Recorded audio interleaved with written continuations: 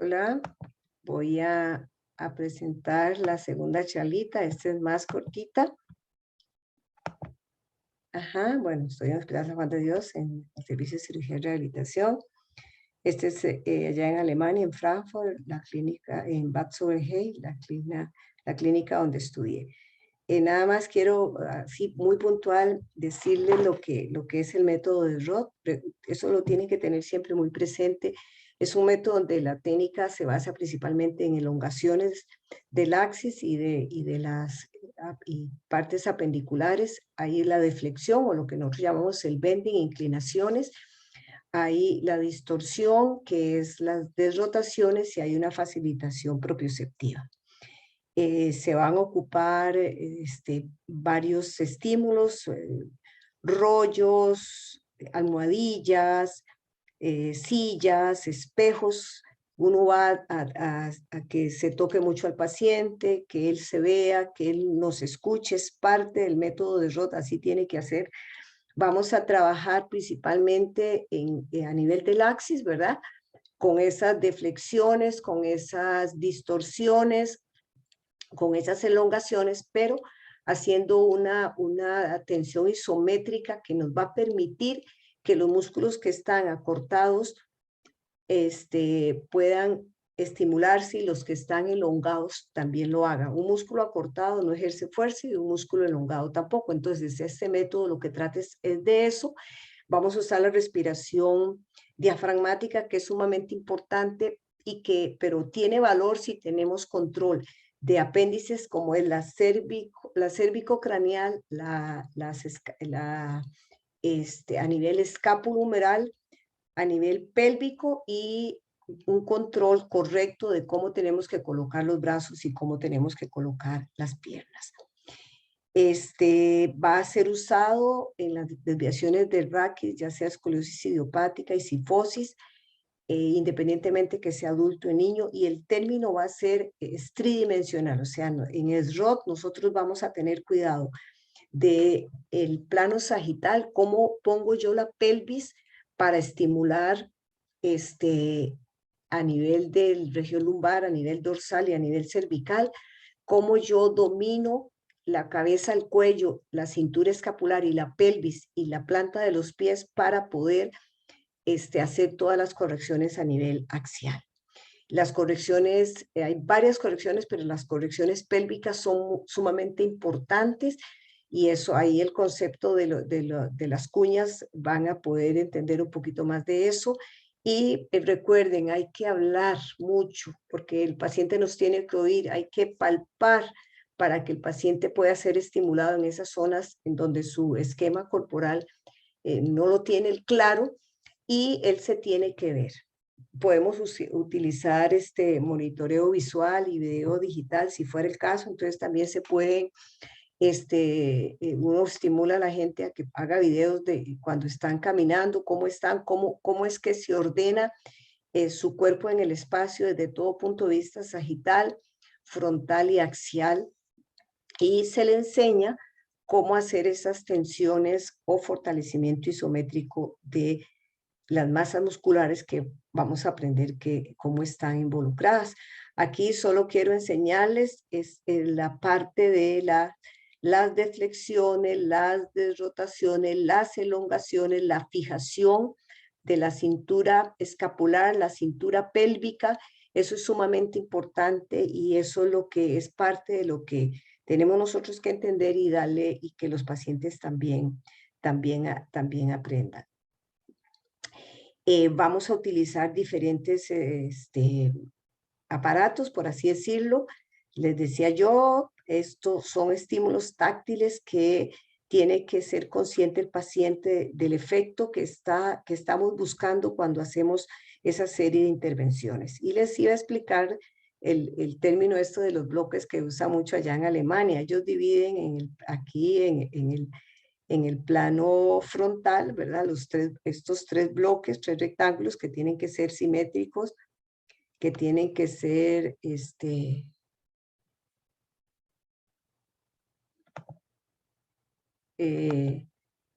tiene que tener esa coherencia estructural y en el plano sagital. Ellos y así es una manera fácil de uno entenderlo. ¿Por qué? Porque en el plano, viendo aquí en el plano coronal, lo patológico sería eso, cuando hay esa alteración de esos cubos, como que no son iguales a estos, es ahí donde se dan esas distorsiones que ellos nos explicaban en el plano, por ejemplo, frontal o coronal. Y aquí es como vemos que las dorsales se representan con 3 cubos, así me lo aprendí yo para los exámenes, aunque tuvieran 12 vértebras, tenía el número menor, y aquí las lumbares se representan con el número 4, que aunque tuvieran menos vértebras, tenía el número mayor. Así me lo aprendí yo a la hora de los exámenes para poder entender este concepto. Entonces, las dorsales, lo que quiero que aquí vean en este esquema de los cubos es que las dorsales, la pelvis, la cadera va a ir contraria, o puede ser, si se lo quieren aprender así, van a ir al mismo lado de la concavidad o contraria a la convexidad. Vean aquí el dibujo. Y las lumbares es el mismo concepto. La cadera va a ir tirada hacia el lado de la concavidad o contrario al lado de la convexidad. Entonces son cosas, lo que yo quiero con eso es que ustedes se aprendan como esto de rutina, que ustedes digan, ya sé que las dorsales, la típica, que esta es una típica, igual que la lumbar típica, ya sé cómo la cadera, y eso es lo que uno busca, eso es lo que trata uno de buscar, y si sale alterado, pues uno dice, voy a ver qué es lo que está pasando, ¿por qué no me sigue esta rutina? Esto es como una rutina, es decir, tiene uno que aprenderse aquí, así le queda más fácil, y entonces es más fácil ver lo que no encaja con esos hallazgos que ya son parecidos en todo lado. Y en el plano sagital, ellos lo que hablaban era de esto, ¿verdad? De que para la lordosis, para la cifosis y la lordosis. Aquí lo único que yo no compartía con ellos es porque nosotros encontramos muchas cifosis, y sobre todo cuando es patológica una hipercifosis, que pueden estarse acompañando con una báscula posterior. Entonces es que más adelante lo vamos a ver. Entonces hay que tener presente eso también. Aquí, entonces, entendiendo el concepto de los cubos, ¿verdad? Aquí vemos que este señor es una 4 porque la primaria es la lumbar. Aquí vemos cómo hay una fijación de la cintura escapular. Aquí él tiene que dominar la pelvis, aunque no esté ahí, pero es algo que se le tiene que decir, que haga un buen posicionamiento de los pies. Y si ustedes se fijan, esta es la postura anatómica de Roth. Uno podría decir, ¿y por qué no le dice que levante el brazo en diagonal para que abra la curva? No, porque él tiene una jiba de hombro.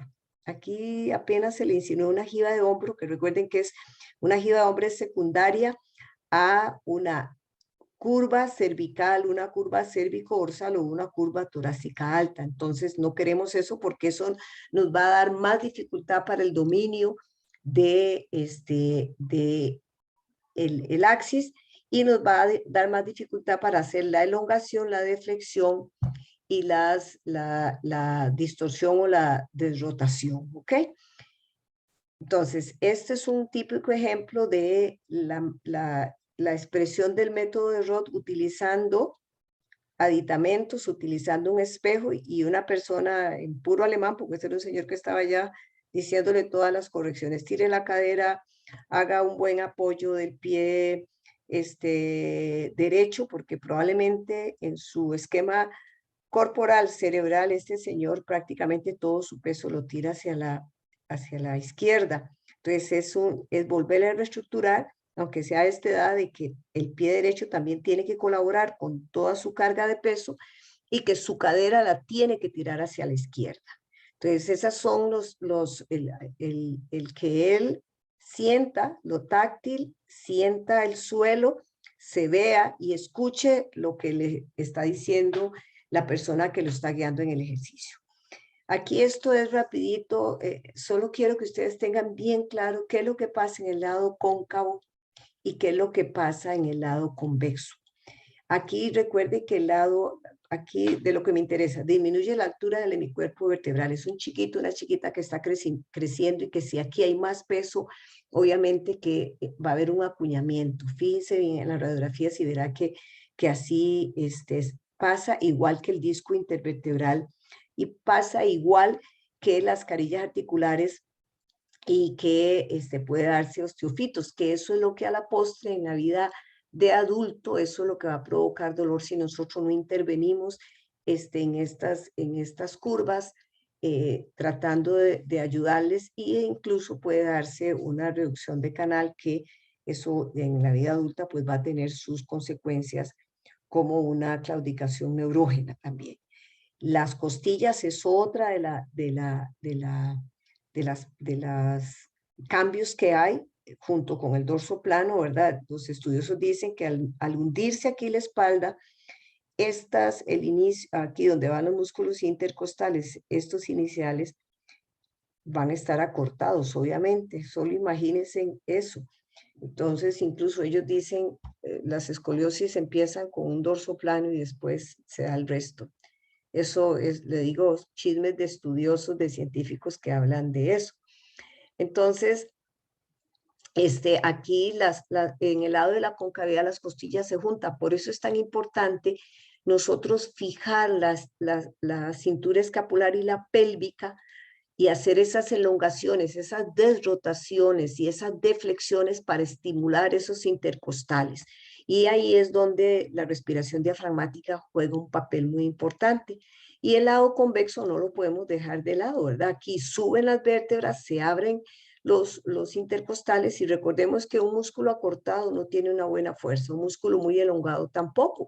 Entonces, lo que buscamos con este concepto de elongación, desrotación, deflexión y estímulo propioceptivo y respiración diafragmática es el volver a hacer una activación de estos músculos, para poder, junto con los músculos del resto del tronco, llevar a una simetría a ese tronco en la medida de lo posible.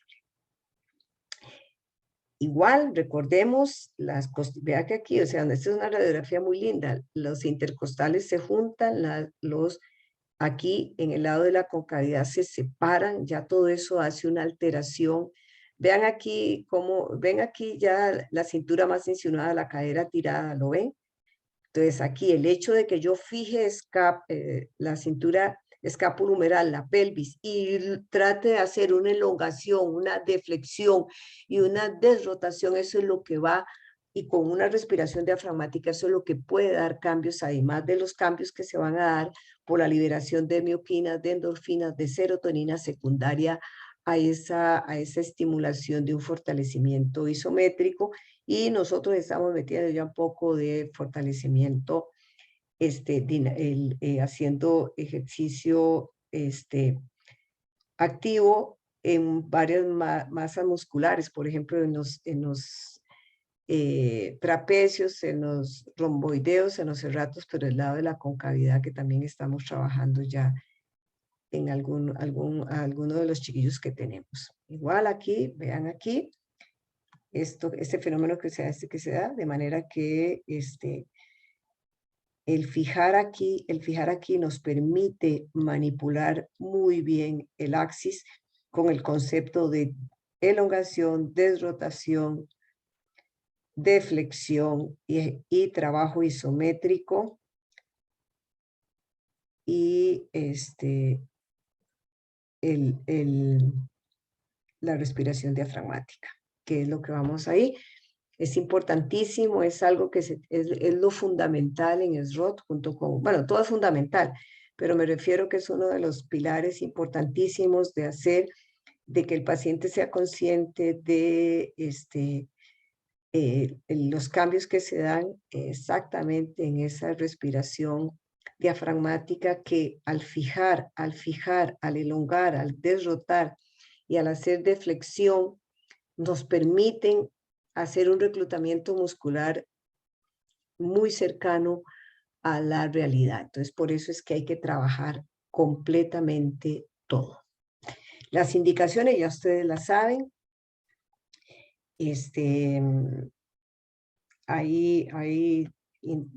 Todo se creó para la esclerosis idiopática. Eso no quita que nosotros estemos usando para la esclerosis paralítica, usando el rollo. Se le enseña a los papás a utilizar el rollo y se les puede hacer deflexiones, estímulo propioceptivo en el lado de la concavidad. los usamos para todas ya sea las posturas sifóticas o para el Scheuermann o la sifosis por otras causas. También en el adulto, tomando en hiperlordosis, en el dolor lumbar producido por alteraciones estáticas, sirve, y en los síndromes cruzados, recuerden, el de Handa y capas que también se puede utilizar. Tenemos que tener en cuenta la relativa. Nosotros ya estamos haciendo pacientes, hemos empezado, en este momento tenemos 3 pacientes posoperados de columna, que ya existe eso, no fue que nosotros lo inventamos, ya se tiene experiencia en Alemania de eso, y pues hay contraindicaciones que también como médicos tenemos que tener el cuidado de respetar la salud del paciente.